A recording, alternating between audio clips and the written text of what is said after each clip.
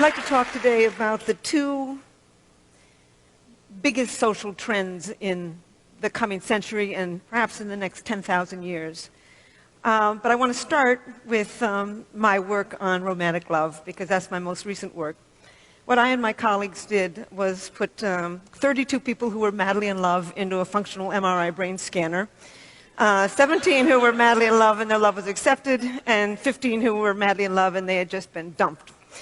And so I want to tell you about that first, and then go on into where I think love is going. What 'tis to love, Shakespeare said. I think our ancestors, I think human beings, have been wondering about this question since they sat around their campfires or lay and watched the stars a million years ago.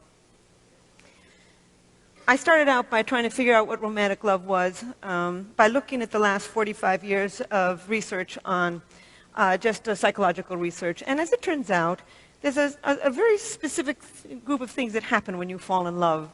The first thing that happens is what I call, a person begins to take on what I call special meaning. As a truck driver once said to me, he said, "The world had a new center, and that center was Mary Ann." George Bernard Shaw said it a little differently. He said, "Love consists of overestimating the differences between one woman and another." And indeed, that's what we do. And then you just focus on this person. You can list what you don't like about them, but then you sweep that aside and focus on what you do. As Chaucer said, love is blind.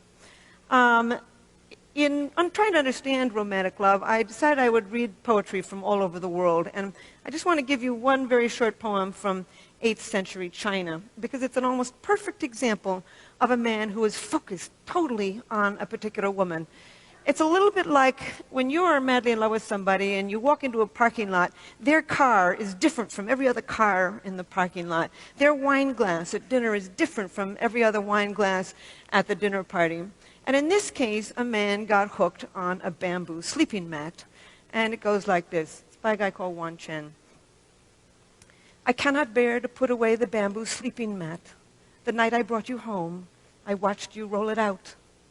He became hooked on a sleeping mat, probably because elevated activity of dopamine in his brain, just like with you and me. But anyway, not only does this person take on special meaning, you focus your attention on them, you aggrandize them, but you have intense energy.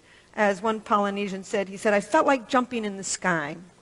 You're up all night, you're walking till dawn, you feel intense elation when things are going well, mood swings into horrible despair when things are going poorly, real dependence on this person. As one businessman in New York said to me, he said, "Anything she liked, I liked." Simple. Romantic love is very simple. You become extremely sexually possessive. You know, if you're just sleeping with somebody casually, you don't really care if they're sleeping with somebody else. But the moment you fall in love, you become extremely sexually possessive of them. I think that is a Darwinian, there's a Darwinian purpose to this. The whole point of this is to pull two people together strongly enough to begin to rear babies as a team. But the main characteristics of romantic love are craving, an intense craving to be with a particular person, not just sexually, but emotionally. You'd much rather, it would be nice to go to bed with them, but you want them to call you on the telephone, to invite you out, etc., to tell you that they love you. The other main characteristic is motivation. The motor in the brain begins to crank and you want this person.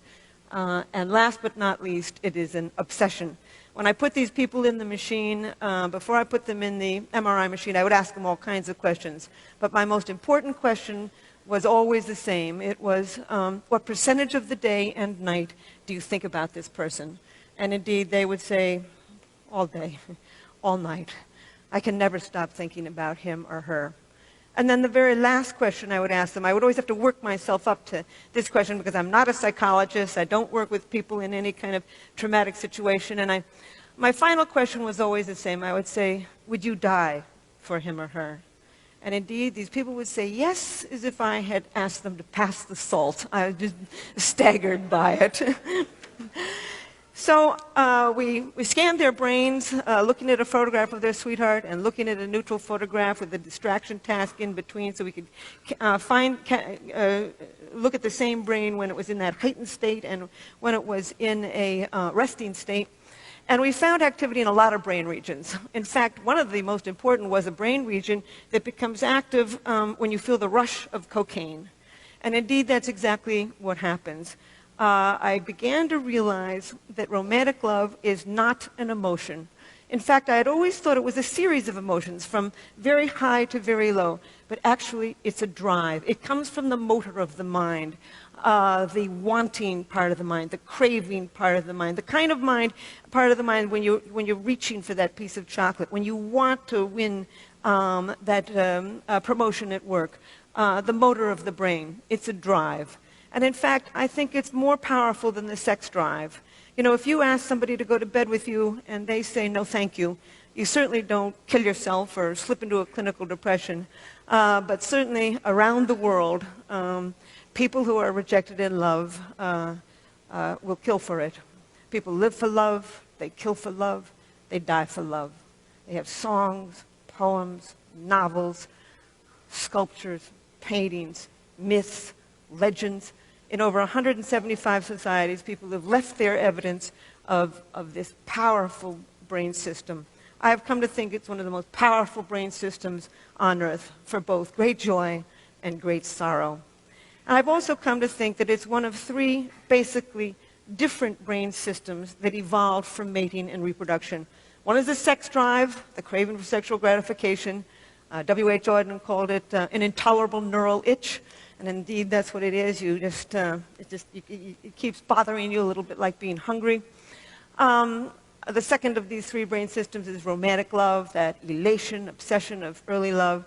And the third brain system is attachment, that sense of calm and security you can feel for a long-term partner.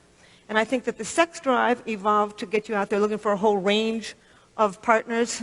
You know, you can feel it when you're just driving along in your car. It can be focused on nobody. I think romantic love evolved to enable you to focus your mating energy on just one individual at a time, thereby conserving mating time and energy. And I think that attachment, the third brain system, evolved to enable you to tolerate this human being at least long enough to raise a child together as a team. That a world without love is a deadly place. There's all kinds of reasons that you fall in love with one person rather than another. Timing is important. Proximity is important. Mystery is important. You fall in love with somebody who's somewhat mysterious, in part because mystery elevates dopamine in the brain, probably pushes you over that threshold to fall in love. You fall in love with somebody who fits within what I call your love map, an unconscious list of traits that you build in childhood as you grow up. And I also think that you gravitate to certain people actually with somewhat complementary brain systems, and that's what I'm now contributing to this. But I want to tell you a story to illustrate, I've been carrying on here about the biology of love.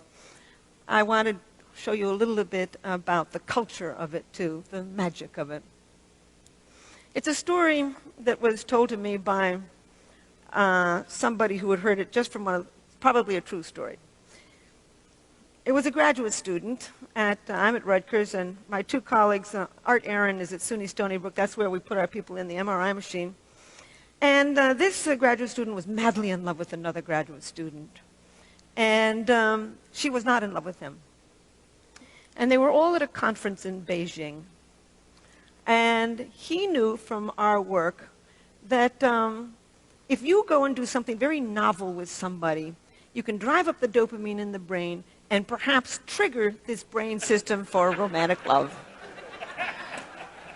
So he decided he'd put science to work, and he invited this girl to go off on a rickshaw ride with him.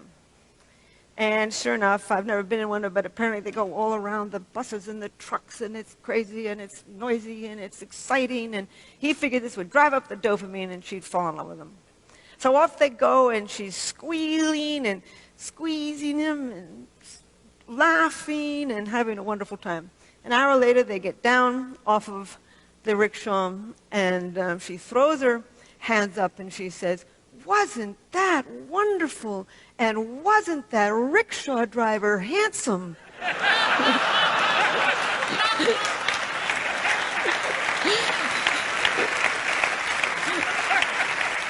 There's magic to love on what Shakespeare called this mortal coil.